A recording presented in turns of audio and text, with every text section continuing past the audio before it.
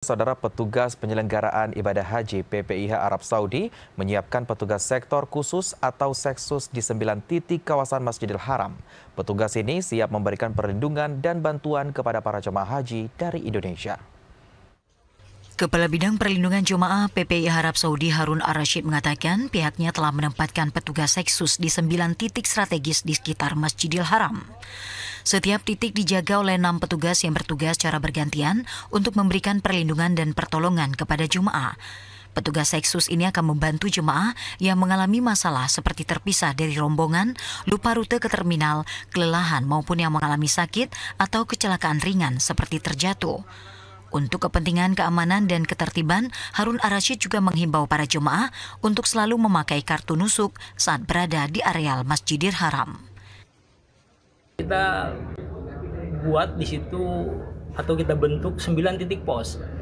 Mulai dari Shib Amir, kemudian selesai sa'i di Marwah, kemudian juga di WC3, kemudian di area Matok, kemudian di wilayah sa'i, kemudian juga di depan adanya Jam-Jam Tower, terus sampai ke perluasan Abdullah dan juga sampai menuju Jabal Ka'bah. Nah, itu karena apa?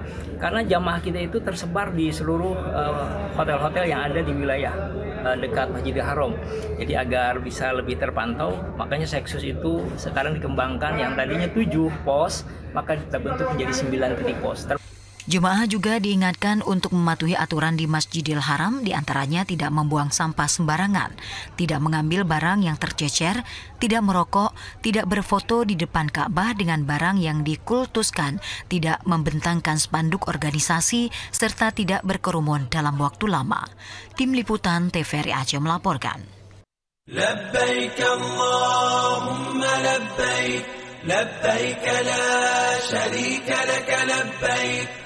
إن الحمد والنعمة لك والملك لا شريك لك